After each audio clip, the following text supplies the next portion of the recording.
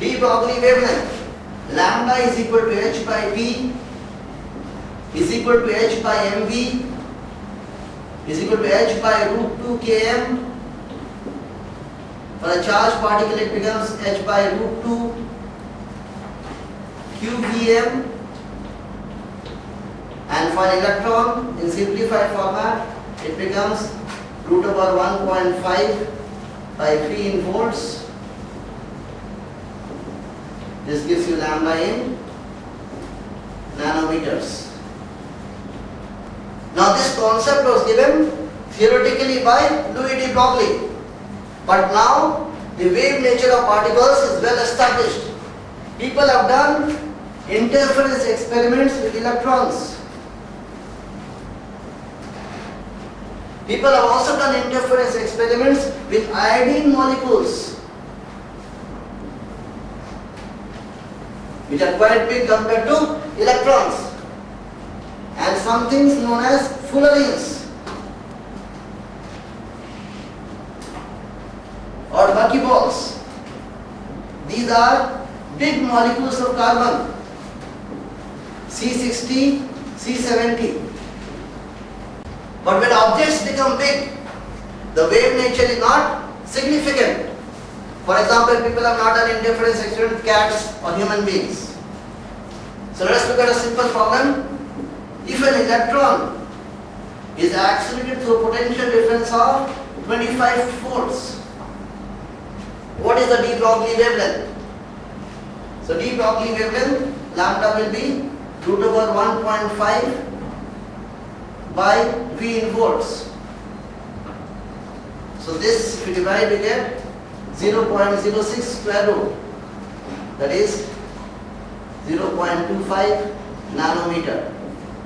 25 square is 625, so 0.06 square root will be 0.25 nanometer. Now we will try to understand atomic structure.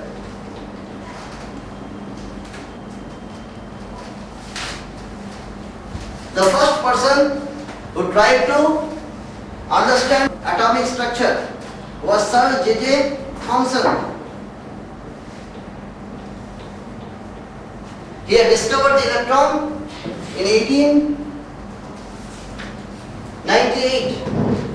He suggested a model of the atom. He said that there is a positively charged sphere.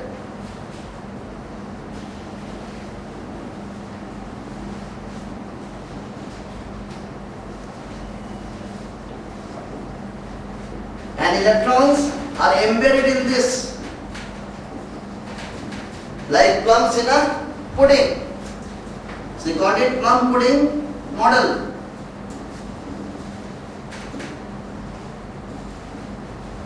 So this is what a reputed scientist thought 110 years back. Then Rutherford in 1911 asked two of his assistants, Giger and Marsden,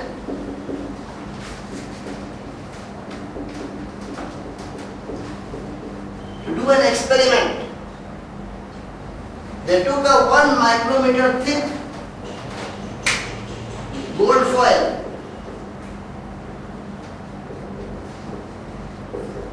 Gold foil was taken because gold is malleable, and they bombarded this with alpha particles coming from radon gas.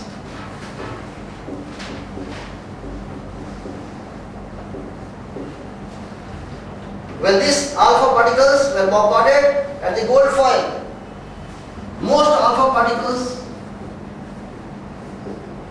went straight through the gold foil.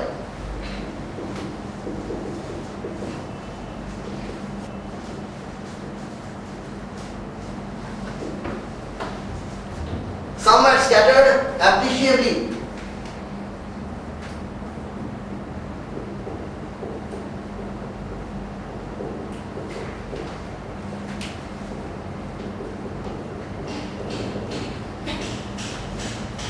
And very few, 1 in 8,000, suffer deflection more than 90 degrees. Based on this, Rutherford made some conclusions.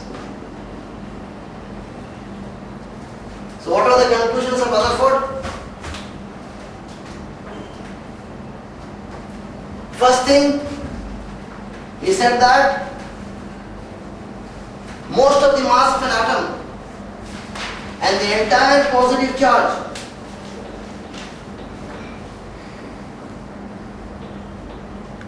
is considered in a very small space called nucleus.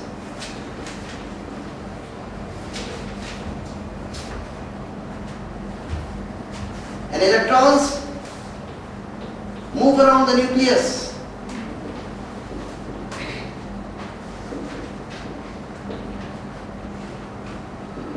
In circular orbits.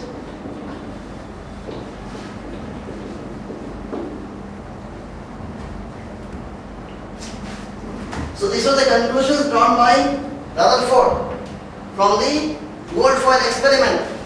The gold foil experiment tells us that most of the atom is empty space. So first conclusion can be easily drawn. The second idea I get from the idea of solar system. You have to put the electrons somewhere. He said the electrons move around the nucleus in circular orbits.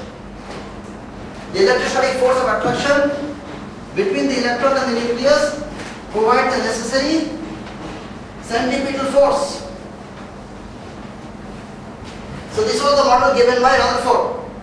But there is a problem with Rutherford's model.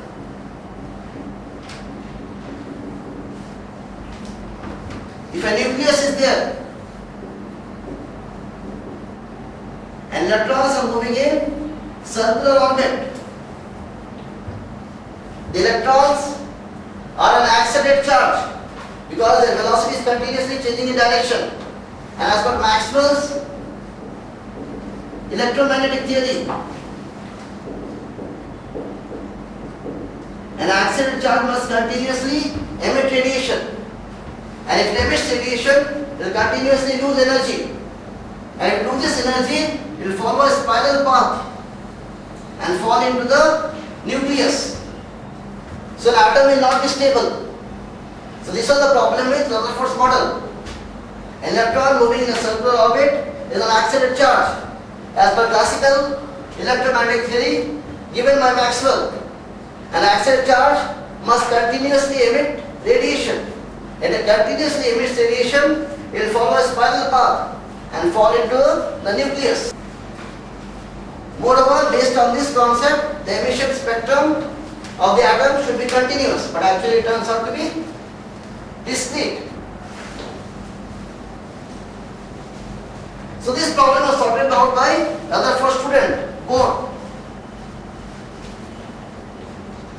Bohr in 1913 gave a model of the hydrogen atom.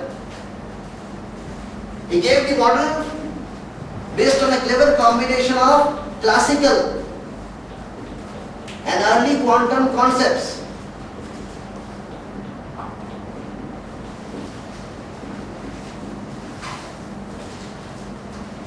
The main thing he said that electrons can exist in only discrete quantum states of well-defined energy. Electrons can exist in only discrete quantum states of well-defined energy. What this means? The electron cannot move in any orbit they like.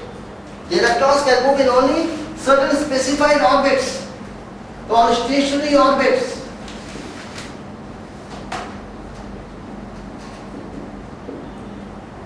And he said when the electron is moving in a stationary orbit, it does not emit any radiation. It emits radiation only when it jumps from one orbit to another.